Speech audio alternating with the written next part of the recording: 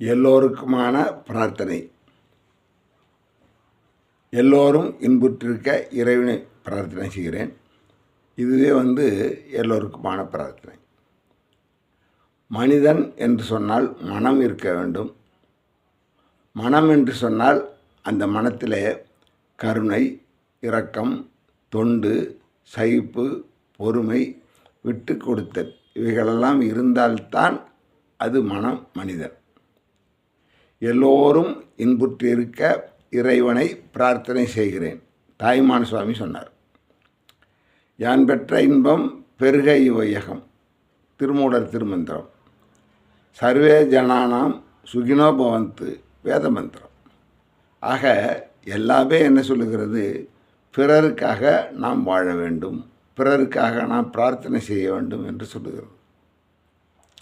ஒரு பேருந்து பயணம். பெரியவர் ஒருவர் பேருந்தில் உட்கார்ந்திருக்கிறார். அதற்கு பக்கத்தில் இளைஞர் ஒருவர் உட்காருகிறார். பேருந்து புறப்படுகிறது. பேருந்து ஓடிக்கொண்டே இருக்கிறது. அப்படி இருக்கின்ற நேரத்தில் பெரியவர் என்ன செய்கிறார்? ஒரு சில இடங்களில் கும்பிட்டு கொண்டே செல்கிறார். இளைஞருக்கு ஒன்றும் புரியவில்லை. ஏன் இவர் கும்பிட்டு கொண்டே செல்கிறார்? கோயில் எதுவும் இல்லையே. அப்படி இருக்கையில் இவர் ஏன் கும்பிடுகிறார் என்று அவருக்கு சிந்தனை. அவரிடமே கேட்கிறார். ஐயா, ஒன்று சந்தேகம், கோபித்து கொள்ளாமல் சொல்ல வேண்டும் என்று சொல்கிற நேரத்தில் நான் கோபிக்க மாட்டேன், தெரிந்தால் சொல்லுகிறேன் என்று சொல்லுகிறார். அப்படி இருக்கின்ற பொழுது, ஐயா, நீங்கள் என்ன செய்கிறீர்கள்? கோயில் இல்லாத இடங்களிலெல்லாம் கும்பிட்டு கொண்டு செல்லுகிறீர்கள். அது எனக்கு புரியவில்லை. கோவில் இருந்தால் தானே கும்பிட வேண்டும் என்று சொல்லுகிறார் இளைஞர். அப்போ பெரியவர் சொல்கிறார், நான் கோயில் இல்லாத இடங்களில் எந்த இடத்தில் கும்பிட்டேன் நீ பார்த்தாய் என்று கேட்கிறார். நிறைந்த வயல்வெளி இருந்தது, அதை பார்த்து நீங்கள் கும்பிட்டீர்கள். பெரியவர் சொன்னார், நிறைந்த வயல்வெளி, நல்லா நெல்மணிகளெல்லாம் காய்த்து குலுங்குகின்றன. அந்த நெல்மணிகளுக்கெல்லாம் எந்த விதமான குறையும் இல்லாமல் தானியங்களாக வீட்டுக்கு செல்ல வேண்டும், எல்லோருடைய பசியும் நீக்க வேண்டும், அதற்காக நான் பிரார்த்தனை செய்தேன் என்று சொன்னார். சரி, அடுத்தது நான் எதை பார்த்து கும்பிட்டேன் என்று சொன்னால் ஒன்றும் இல்லை. ஒரு பெரிய ஏரி கண்மாய் வந்தது, அதை பார்த்து கும்பிட்டீர்கள். அது எனக்கு சந்தேகமாக இருந்தது என்று சொல்லுகிறார். அப்படியா? நீரின்றி அமையாது உலகம் என்பார்கள். தண்ணீர் இல்லை என்று சொன்னால் இந்த உலகமே கிடையாது. அதனால் இந்த நீர்நிலையில் நன்றாக தண்ணீர் நிரம்பி இருக்கிறது. அதனால் இதை பார்த்து கும்பிட்டேன். இறைவா, எப்பொழுதும் இந்த நீர்நிலை மட்டுமல்லாமல் ஆறு, ஏரி, குளம், குட்டை எல்லா இடங்களிலும் நீர் நிரம்பி பெருகியிருக்க வேண்டும். நிலத்தடி நீர் மட்டம் பெருக வேண்டும். தானியங்கள், காய்கனிகளெல்லாம் நிறைய செழித்து வளர வேண்டும். உலக மக்களுடைய பஞ்சங்களையும் பட்டினியையும் என்ன செய்ய வேண்டும்? போக்க வேண்டும் என்பதற்காக அதை பிரார்த்தனை செய்தேன். அதற்கு அடுத்தது என்ன செய்தேன்? பள்ளிக்கூடம் வந்தது. பள்ளிக்கூடத்தை பார்த்து கும்பிடிச்சு போட்டேன். சரிதானா என்று பெரியவர் கேட்டார். ஆமாம், பள்ளிக்கூடம் வந்தது, அதை பார்த்து என்ன செய்தார்? அதை நீங்கள் பார்த்து நான் கும்பிட்டேன் என்று சொன்னார். அதற்கு காரணம் என்னென்று கேட்கின்ற பொழுது, பள்ளிக்கூடம் அறிவுக்கூடம். அறிவு இல்லாமல் என்ன செய்ய முடியாது? இந்த உலகத்தில் வாழ முடியாது. அந்த அறிவுக்கூடத்தில் மாணவர்களெல்லாம் உற்சாகமாக படிக்க வேண்டும். ஆசிரியர் பெருமக்களெல்லாம் மிகவும் மகிழ்ச்சியாக, உற்சாகமாக, நல்ல குழந்தைகளுக்கு நாம் நல்ல கல்வி கொடுக்க வேண்டும் என்ற எண்ணத்திலே அவர்களால் என்ன செய்ய வேண்டும்? பாடம் நடத்த வேண்டும்.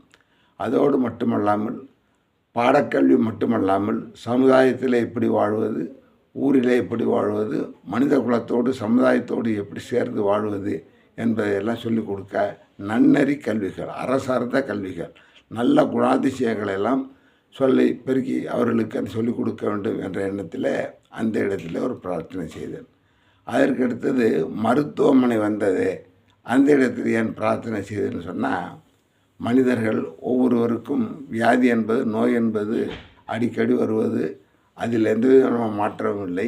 அப்படி இருக்கின்ற பொழுது அந்த நோய் பெற்றவர்களெல்லாம் நன்றாக மருத்துவர்கள் இனிமையாக அன்போடு என்ன செய்ய வேண்டும்?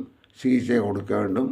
அவர்களெல்லாம் சீக்கிரத்தில் பரிபூரணமாக குணமாக வேண்டும் என்பதற்காக அந்த இடத்துல பிரார்த்தனை செய்தேன். அதற்கு அடுத்தது பெருங்கூட்டமாக பிள்ளைகளெல்லாம் விளையாடி கொண்டு இருந்தார்கள். அதை நான் பார்த்து என்ன செய்தேன், பிரார்த்தனை செய்தேன், கும்பிடு போட்டேன். ஏன் அதை செய்தீர்கள் என்று சொல்கின்ற பொழுது என்னுடைய இளமை பருவம் வந்தது. இன்றைய காலத்தில் பெரும்பாலும் படிக்கின்ற குழந்தைகளுக்கு உடற்கல்வி என்பது கிடையவே கிடையாது. எவ்வளோ பெரிய பள்ளிக்கூடங்களாக இருந்தாலும் சரி, அரசாங்க பள்ளிக்கூடத்தில் ஏனோ தானோ என்று சொல்லி பிள்ளைகள் விளையாடுகிறார்கள். மற்ற ரீதியில் தனியார் பள்ளிக்கூடங்களில் பெரும் பள்ளிக்கூடங்களிலோட மைதானங்கள் கிரவுண்டு இருந்தாலும் கூட அந்த குழந்தைகளை இங்கே அழைத்து செல்வதில்லை, அவர்கள் இங்கே விளையாடுவது கிடையாது. அதனால் இந்த கல்விக்கூடங்களில் நல்ல குழந்தைகளுக்கு உடற்பயிற்சி, உடற்கல்வி, யோகாசனங்களெல்லாம் சொல்லிக் கொடுக்க வேண்டும் இறைவா என்பதை சொல்லி நான் என்ன செய்தேன், பிரார்த்தனை செய்தேன். அதற்கடுத்தது ஒரு கர்ப்பிணி பெண் சென்றால், கர்ப்பிணி பெண் நிறை மாத கர்ப்பிணி, நல்ல வெயில் நேரம், அவளால் என்ன செய்ய முடியல, நடக்க முடியல. கையில் குடை பிடித்திருந்தாலும் கூட அந்த குடையை வைத்து கொண்டு அவர் மிகவும் மந்தமாக மிகவும் சிரமப்பட்டு நடந்து கொண்டிருந்தால், அப்பொழுது எம்பெருமானே இறைவா, உன்னுடைய திருவருளால் இந்த பெண்மணி என்ன செய்கிறாள், கருவுற்று இருக்கிறாள். இந்த கர்ப்பகாலம் மகப்பேறு காலமானது அவளுக்கு எந்த விதமான சிரமமும் இல்லாமல் நலம் பயந்து காலகாலத்திலே அவள் விரும்புகின்ற நல்ல குழந்தையை நீ பெற்றுத்தர வேண்டும் என்று சொல்லி இறைவனை பிரார்த்தனை செய்தேன். அந்த இளைஞன் என்ன செய்தான், சொன்னார் பெரியவர். இளைஞன் மிகவும் அசந்து போய்விட்டான். அதற்கடுத்தது முதியோர் ஒருவர் வந்தார். அவருக்காக நான் பிரார்த்தனை செய்தேன். அதை நீ பார்க்கவில்லையா என்று கேட்கின்ற பொழுது அதையும் பார்த்தேன் என்று சொல்லுகின்ற பொழுது முதியவர் என்ன செய்தார், தள்ளாடி தள்ளாடி நடந்து வந்தார். கையில் குடை இல்லை, வெறுத்து கொட்டுகிறது.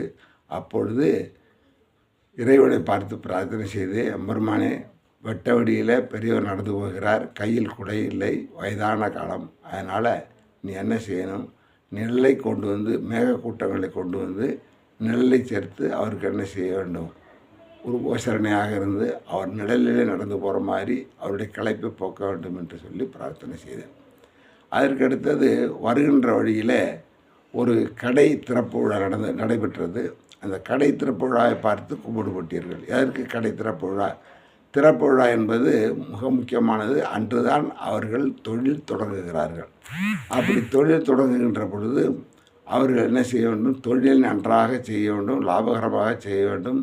அதே மாதிரி அந்த கடையில் விற்கின்ற பொருள்களெல்லாம் தரமாக இருக்க வேண்டும், சரியான விலையில் இருக்க வேண்டும், சரியான அளவில் இருக்க வேண்டும் என்பதற்காக பிரார்த்தனை செய்தேன்.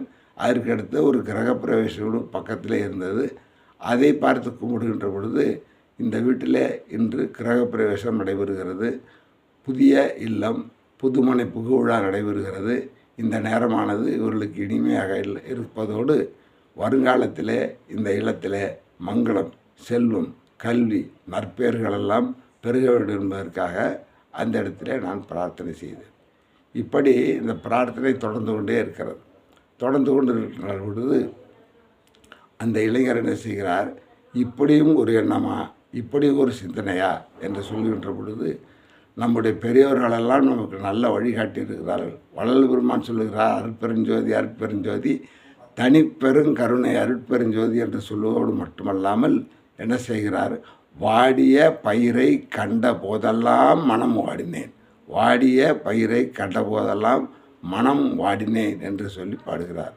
அப்போ மனிதர்கள் என்ன செய்யணும், ஒவ்வொருத்தருக்கு ஒருத்தர் அன்பு பாராட்ட வேண்டும், ஒருத்தர் என்ன செய்யணும், அன்பின் மூலமாக தொண்டு செய்ய வேண்டும், அவர்களுக்கு தேவைப்படுகின்றதோடு அவருடன் நெருக்கமாக பழக வேண்டும், ஒருத்தருக்கு ஒருத்தர் உதவி செய்து கொள்ள வேண்டும் என்ற எண்ணம் அவரிடம் வர வேண்டும். அதனால தான் இந்த மாதிரி பிரார்த்தனை என்று சொல்கின்ற பொழுது இந்த இளைஞர் சொன்னார், இன்றைய பயணம், பேருந்து பயணம் எனக்கு மிகவும் அருமையாக இருந்தது. இன்றைய பயணத்தை என்னால் மறக்க முடியாது. அதே மாதிரி சாதாரணமான ஒரு சிந்தனையாக இல்லாமல் இது ஒரு அருமையான சிந்தனையாக இருந்தது.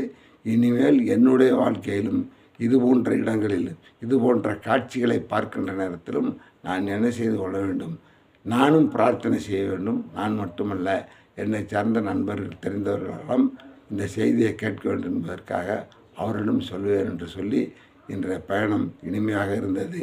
இறைவா, எனக்கு இந்த பயணத்தை கொடுத்தது, பெரியவருடன் சென்றது எனக்கு மகிழ்ச்சியாக இருந்தது. தொடர்ந்து இது போன்ற நல்ல அனுபவங்கள் கிடைக்க வேண்டும் என்று சொல்லி பிரார்த்தனை செய்தான். அதே மாதிரி நல்லா எல்லோரும் என்ன செய்யணும், இந்த பதிவின் மூலமாக எல்லோருக்கும் இந்த எண்ணங்கள் வர வேண்டும் என்று சொல்லி பிரார்த்தனை செய்கிறோம். எல்லோரும் வாழ்க, நலமோடு வாழ்க, எல்லோரும் வாழ்க, வளமோடு வாழ்க, எல்லோரும் வாழ்க, நல்லவராய் வாழ்க, எல்லோரும் வாழ்க. இறைவன் திருவருளால் பல்லாண்டு நலமோடு வளமோடு இன்புற்று வாழ்க வாழ்க வாழ்க. அறிவோம். அறந்தாங்கி குரு சோலையப்பன்.